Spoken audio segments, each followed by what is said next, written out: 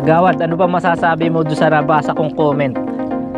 Overfishing daw tayo. Masyado daw tayo madaming hinuhuling isda. Kung papakainin yung pare, hindi kayo manguhuli. May balaking big head. Oh, mapakalaki mga bro. Mamaw. Ayan mga bro, tingnan nyo kung gaano kalaki itong big head na to. Napakalaki. Ayan o. Naku po, grabe mga bro. Huli natin ngayong umaga na ayungin. Ayan, sabi nila overfishing daw. Overfishing nga ba mga bro ang huli natin ngayong umaga?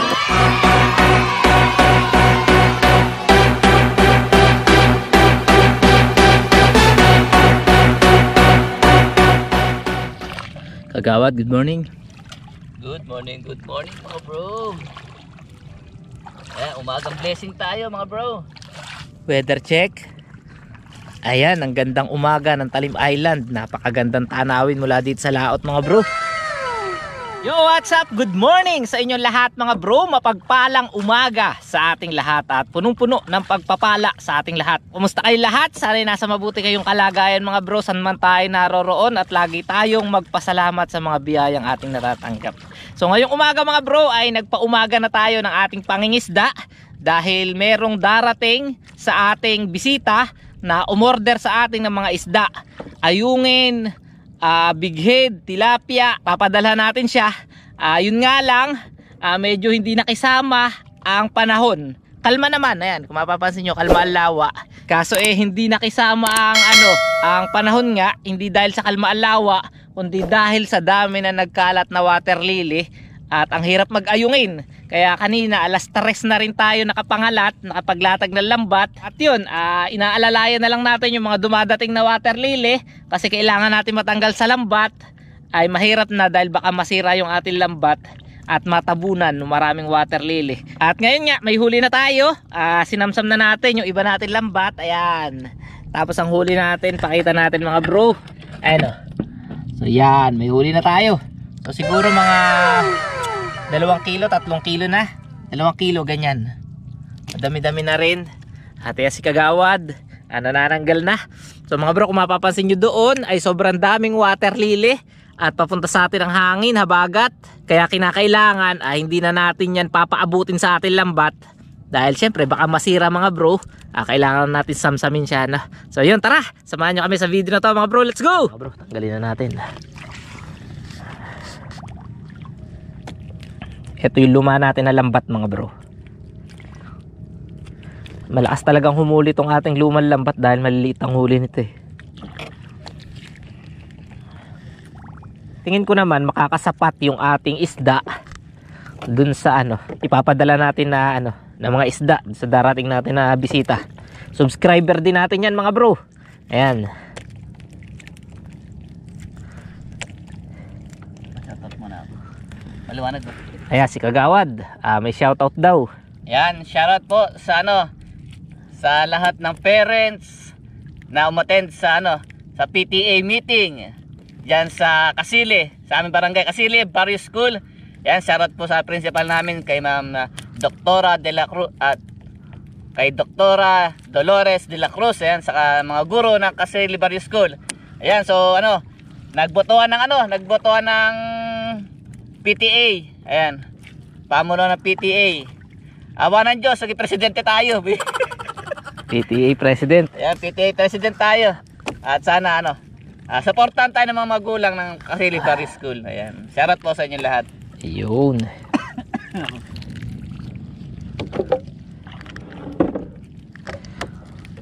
Mga bro, kalmang-kalma ang lawa eh. Okay na okay, kaso ang problema ay marami water lily sa laot to. Kanina marami na tayong pinalusot dyan eh, nasa gilid na. Kaya kagabi pag palaot natin, hindi pa tayo makapangalat, hindi pa tayo makapaglatag eh. Delikado talaga pagka ganyan.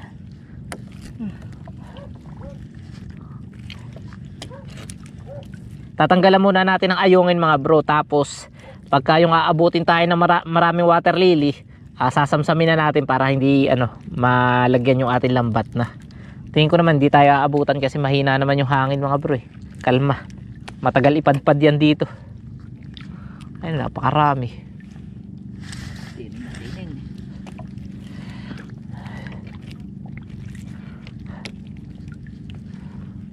Tatanggalin muna natin yung ating ilaw ng pante. Ayan, para ano. Kasi hindi na rin kita yan pagka yung ano pag umaga. Yan yung ating palatandaan pagkagabi na merong lambat na nakalatag sa isang lugar. Ganyan po ilaw ng pante. Tingnan nyo naman mga bro yung water lily na yan kung gaano kadami. Nasa laot na yan. Nako, sinasabi ko mga bro, pag iyan ang bumarandal at tumama sa ating mga lambat tapos may malakas na hangin, yari na, game ball na, tapos na mga bro ang ating pante. Pero kung ganito naman na kalma lang siya, okay lang yan. Pagka ganyan, walang problema yan. Pero yun nga, hindi natin kasi alam kung kailan darating yung malakas na hangin Basta dumilim dyan sa laot, may unos yan. At pag dinaanan nga ng ganyan, kahit yung mga fish cage mga bro, kadalasan pag bumanggayan sa fish cage, tapos malakas yung hangin, may unos, nababali yung mga kawayan. Kaya yan ang isa sa mga ano rin, hindi naman siya abala sa mga mangingisda dahil nakakatulong yan sa source of oxygen ng mga isda, yung mga water lily. Pero malaking ano yan, gano'n na rin, abala. May maliit na bigid mga bro. Marami tayong ganitong size ng bigid available. Sa mga gusto magkalaga ng bigid na ganito, marami pa tayo available, no? Pakawala natin.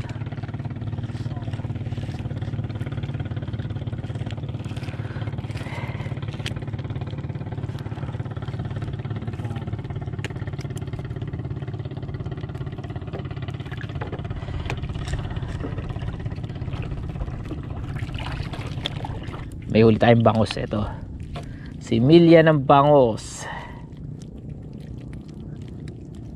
Sarap dinain yan, bababarin mo. Ay, sabi ni Kagawad mga bro, ito daw ang masarap daw sa ganito kalaking bangos, yung dadaingin mo siya tapos bababarin mo sa suka na may paminta. Naku po mga bro, iyanda ang kanin. Nanin!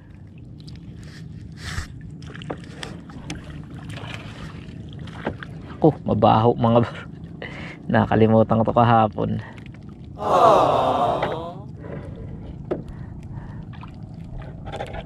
Bulok na.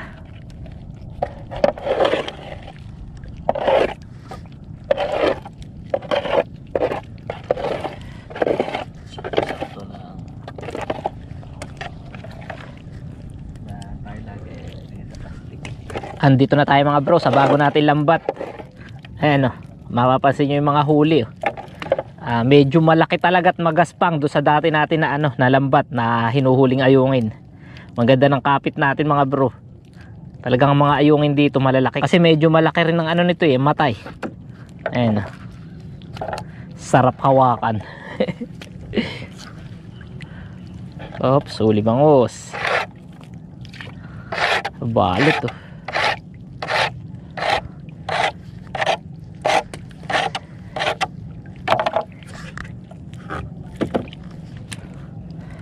Yun nga lang mga bro, mas marami talagang kapit dun sa dun sa luma natin na lambat. Kasi maliliit nga yung mga nahuhuli nun Pero good size din. Ito medyo madalang ng bahagya.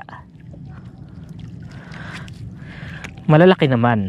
Saka medyo mataas ang presyo nito kung paghihiwalay natin.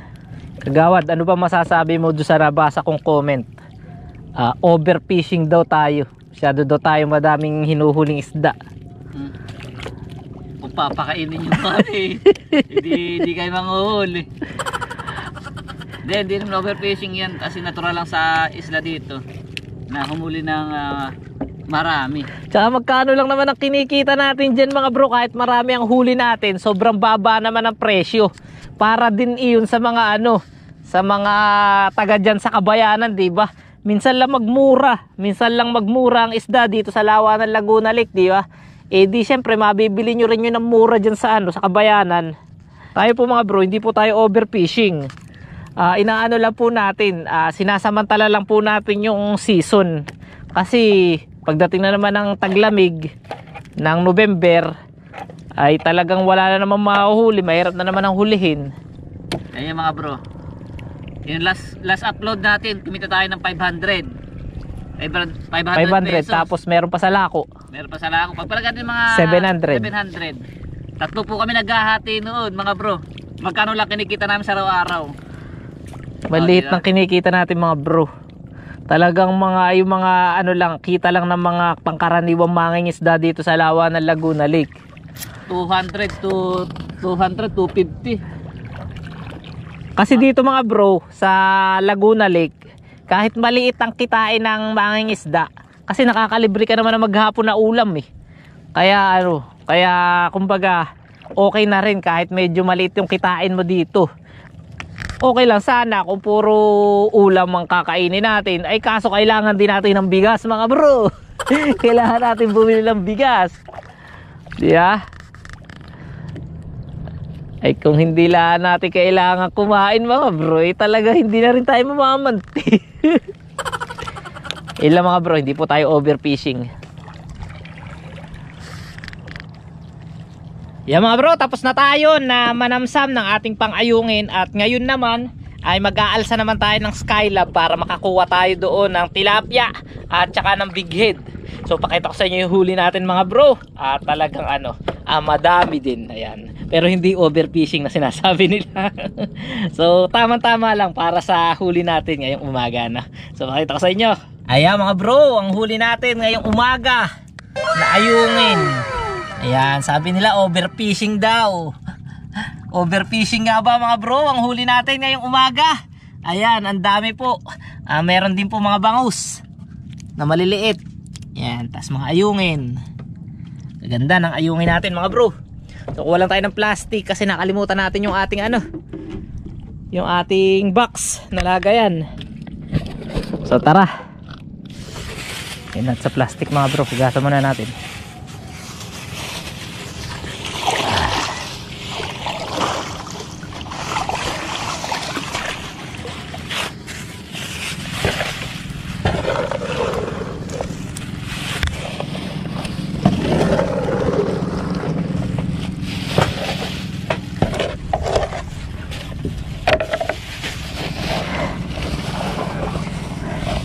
Mga bro, ito na yung huli natin na ayungin, no?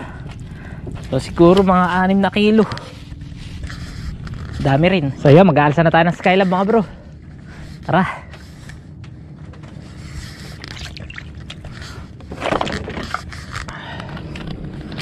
Naku mga bro, may balaking puno na naman dito. Delikado na naman yan sa fish cage pag bumarandal.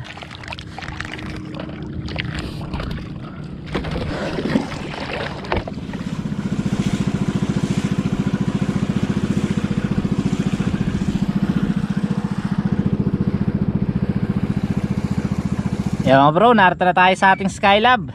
So sana maraming huli na para makapag-uwi tayo ng isda. So tara. Bale, 2 araw ulit natin ito na hindi na alsa. Sana may huli. Naku mga bro, may mga kawayan sa nakahalang sa pinto. Kailangan matanggal natin yan.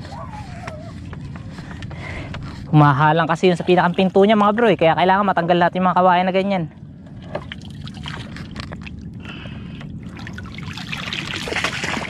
Malaking ulo. Ano ba? Bigat ba? Tayo malaglag pag nagdalawa tayo.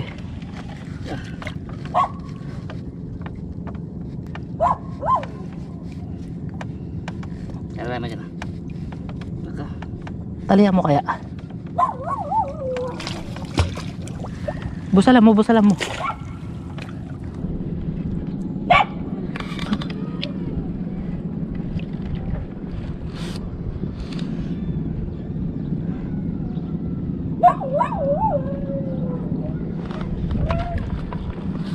Dadablis.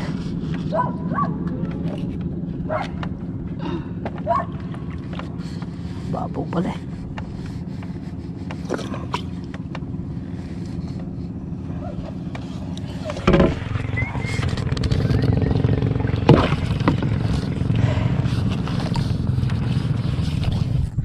Mga bro, eto na. Sana may malaking big head tsaka malalaking tilapia.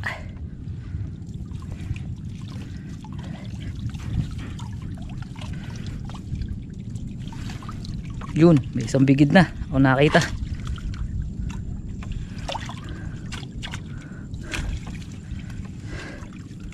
Yun, may palaking bigid mga bro. Ayan o, sakto sakto. Ang laki. Mamaw mga bro. May mamaw na bigid. Grabe, ang laki noon mga bro.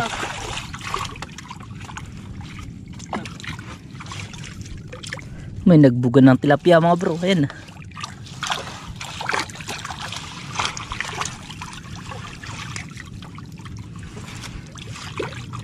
May balaking big head. Oh, mapakalaki mga bro. Mamaw.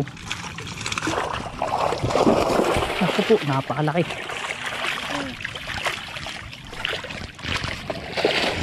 Mamaw.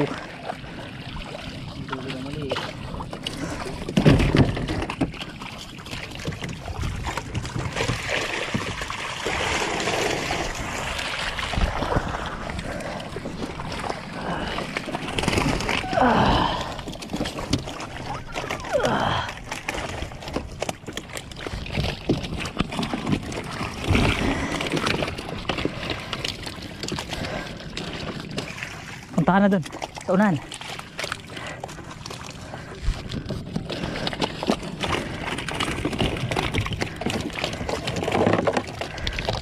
Yan, punta muna tayo mga bro doon sa fish pan at isalin muna natin yung mga maliliit na bigid.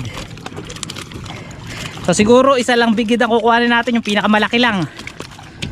Sakto-sakto na yan.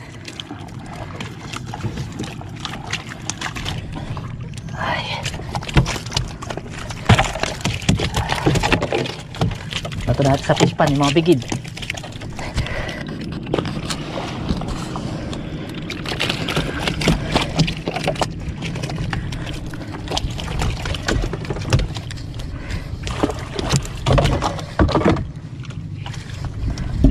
Ikaw, makakalusot ka pa ba? May tama eh.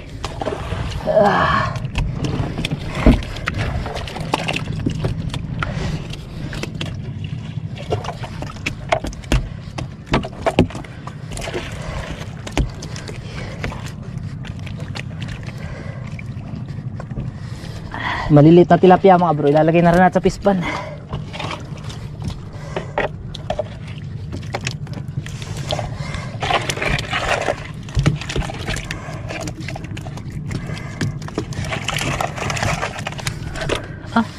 Mga bro, tingnan nyo kung gaano kalaki itong bigid na to.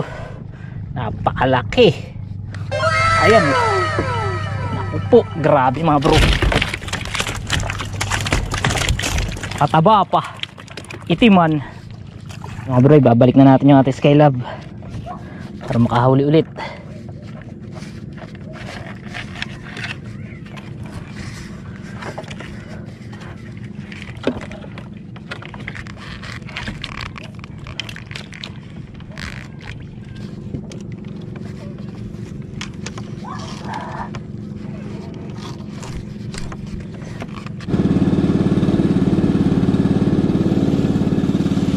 Na naman pangingisda ang ating natapos at ngayon ay pauwi na tayo.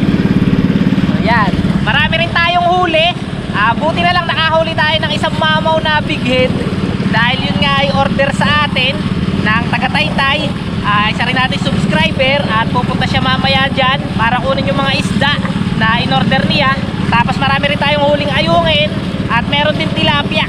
So sakto-sakto sa sa order niyang isda. Ayun, uwi na tayo. Magkita-kita na lang tayo sa bahay at ayusin na natin yung mga isda na huli natin. So let's go! A few moments later. Bro, narito na tayo sa bahay. At yan, ayusin na natin yung mga mga isda na dadalhin. Mamaya pupuntahan to nung nag-order sa atin. Para siya yung kukuha, pick up to. Ayan mga bro, ito yung mga tilapia. May kanduli at ano ng kanduli? Yung sasapay. Mamaya man natanggalin pagka yung samsam. Yung pagkaangat na.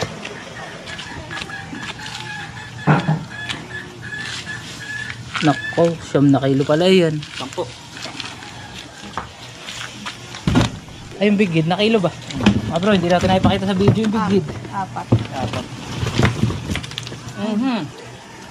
Malaki ng big head eh. So, 4 na kilo daw yung big head. 4 na kilo. Ay mga bro, 10 kilo yung tilapia, 4 na kilo yung big head, saka yung ayungin, nasa 6 na kilo. So ano kaya ito mga bro? Kaya kayang dali ng kuko. Bali ano? 16, ay hindi, 20 kilo lahat. Kaya kayang dalhin. Kaya mo yan bro. Ano, yan yung order mo sa amin. Yung mga bangus pa nga pala ito mga bro. Hindi pa nga pala tatanggal.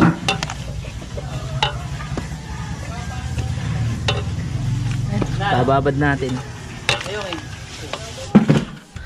So yun mga bro, isa na naman vlog ang ating natapos at nakapangisda na naman tayo. At yun nga, ang gagawin natin mga bro, dun sa ating mga huli, pupuntahan yun ngayon ng nag-preserve sa atin na huli natin ngayon na isda. So bali binayaran niya na iyon. At sana kaya niyang dalhin kasi nasa 20 kilo yun. Ang dami mga bro. Maraming salamat sa inyong lahat sa pagsama sa atin sa ating pangingisda doon sa laot, sa panonood sa ating video. At siguro hanggang dito na lang muna mga bro ang vlog na to. At magkita-kita pa tayo sa mga susunod nating fishing adventure. At syempre wag nyo na rin kalimutan ng mga bro na mag-subscribe at i-hit ang notification bell para lagi kayong updated sa mga bago nating uploads. So yun mga bro, magkita-kita pa tayo sa mga susunod nating pangingisda. Happy fishing sa inyo lahat mga bro!